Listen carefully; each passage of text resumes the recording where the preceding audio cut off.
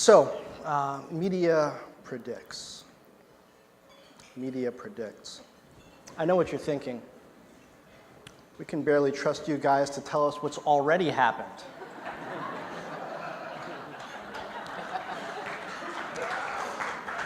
But we got a great group here today, and before you get too skeptical about why you should listen to what these folks have to say, consider last year's panel has an amazing track record at landing some of the top jobs in tech PR.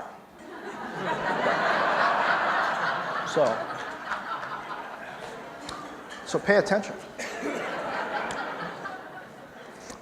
All right, let's get down to business.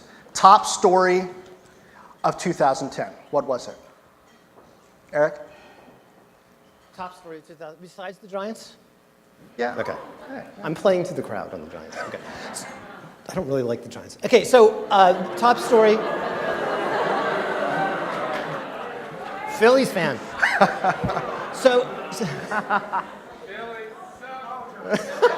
I heard a lot of that when I went to the playoff game. So I'd say there were a lot of big stories. One thing I think was a big story is the rise of the iPad and the tablet computer. One top story of 2010. There you go. The iPad and tablet computing comes out of nowhere to be a huge, to have a huge impact on the PC industry. It's hurting sales of laptops. The iPad has, while people knew it was coming, I think the adoption of the iPad has been far more impressive than anybody thought.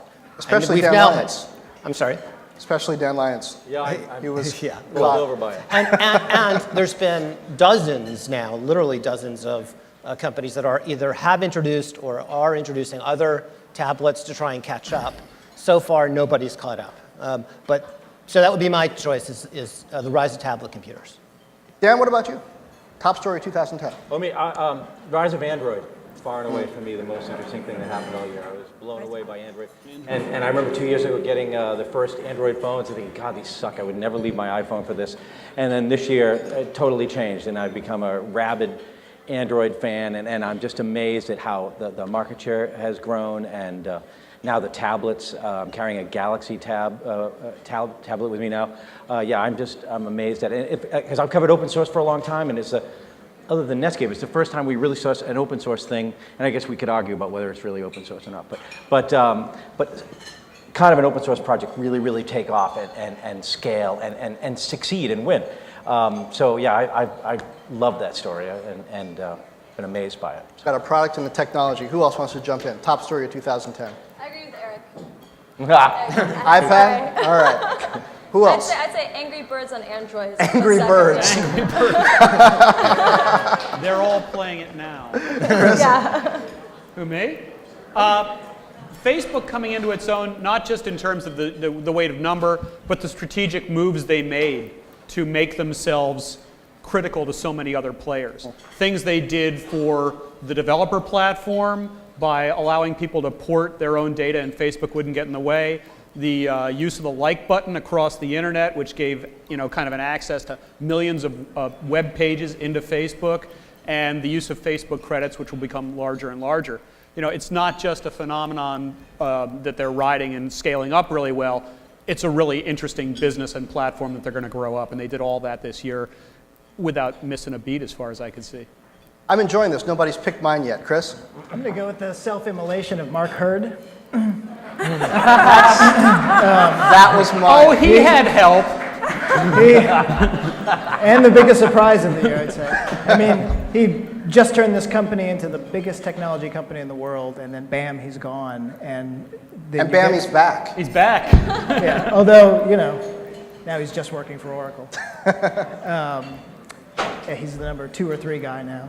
So a good comeback for him very quickly. If it's Safra talking, it's 3. If it's him talking, it's 2, depending on how you, But, now we have to figure out one of the most acquisitive companies out there is suddenly, are they going to keep going with the acquisition strategy? Are they going to try to develop more stuff? Who knows? And with Leo coming in, are they going to try to buy SAP? I think it'll be an interesting story this year and next year. I think they buy Tomorrow Now. I think that's HP's next big one. Rich? So I think I would agree with many of the things that people have said, but I would say Google China. Google, the fact that we just saw this week in the WikiLeaks that there was a cable that indicated that China did indeed, the government of China did indeed attack Google. They ordered that attack, and if that is true. And it has profound consequences for every company in Silicon Valley that a foreign nation might be attacking your company. Ben? Can I pander first and say thank you to the PRSA for allowing me to speak to this? I wasn't done pandering. I was going to say allowing me to speak in front of this crowd of moderately to extremely attractive individuals. Except one of you's ugly as sin, so I'll let you figure out who.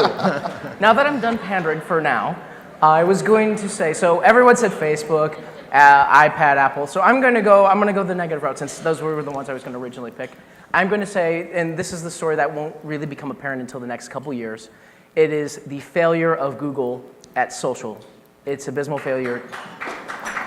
You're not supposed to clap at failure. Does Facebook have a table here? I didn't know that. If it's Facebook or Microsoft or Apple, good for you.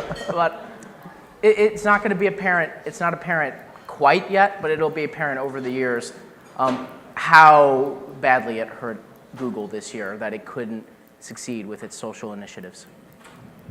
But they're going to buy Groupon. And I think that's a very good acquisition. For like $6 billion. And I think it's worth every overpriced penny. But that's not really a social initiative. That's really a local thing. Those are different things, in my opinion. Is Groupon worth $6 billion? I mean, I know you all are investment bankers by training. So you're the group I wanted to ask. $6 billion, Groupon? Yes. If the revs really are 1.5, yeah, on simple math, it's worth it, right? If you and the areas it takes them to, and the opportunity cost if somebody else picks it up, and they got a ton of cash, what's the part where they're crazy? How do you stop people from copying it? You don't, but they buy them. It's that's just like basically what they use their money on. YouTube. It's like buying YouTube, right? Yeah. So Google buys YouTube. There was if we were here the year that Google bought YouTube, we'd having the discussion about, are they insane paying like $1.6 billion to buy YouTube? What are they buying? Cat videos? And so, and YouTube now Those cats have a lot more money than people yeah, thought. so it turns out you can 32 sell hours ads of against cat videos a videos, minute. right? This is the same thing, right? YouTube, there was nothing exclusive about what YouTube was doing. Anybody could post, do a site, post videos on the web. There were a lot of other sites, and there still are other sites, but they became the dominant player. And there's the opportunity with Groupon to do the same thing, to seize the leading player in this category. Now, maybe it turns out that it's a passing fad, and they'll, but $6 billion, they have what, 30 some odd billion dollars in the bank? It's like loose change. A lot of difference between 1.6 it's a billion worthwhile and 6 gamble, billion, and but, it keeps Groupon from ending up in the hands of Facebook or Microsoft, say. But they brought us here for predictions. So let's start predicting, people. Yes, sir. Yeah. PCs and tablets, 2011. Is the netbook dead? Will the tablet rule? Your judgments. It's already dead. The netbook Yes. is. Oh, sorry. Yeah, I think the iPad, tablets, are going to squeeze out netbook. Netbook was a sort of a temporary category. And I think the only question I think when the Android tablets start to come on is, are they going to be strong enough to really make a serious dent in the iPad world? And are you going to get the sort of Android, iOS balance and fight going on? Or are those devices going to be strong enough to take on the iPad? Oh, Quentin's making faces. Come on. Well, I got a sort of different take on it just because I think all of these definitions are becoming comments about the SKU. It's like if the guy makes a phone, it's a phone. If the guy makes a PC, it's a PC. They're all access devices to the internet, and the purpose depends on what your context is at the time. But there really isn't that much difference anymore. Where the differences are, though, are if you think about the hardware and software elements of the devices, right? So tablets have no hard drives, right? So this is a bit of a problem if you make hard drives for a living, right? So Seagate has to be a little bit worried here, right? Seagate was going to be bought. Maybe now it turns out they're not going to be bought. Maybe that's a factor. There are different OSs running on these devices. There's different chips that, Intel does not dominate this market the way they do PCs. So although for the consumer, at the end of the day, you're still doing your email, you're still surfing the web. The interesting thing to me is like the device you choose depends on what experience you want. That's right. And they're all out there. And where do you draw the line between a feature phone, a smartphone, a tablet, a super smartphone? Somewhere at Intel's revenues, you draw the line. I mean, this is one of my big predictions for 2011. I think Qualcomm becomes Intel's nemesis in 2011. We've been used to that being AMD. I think it becomes Qualcomm because the question of netbooks versus tablets becomes an important one.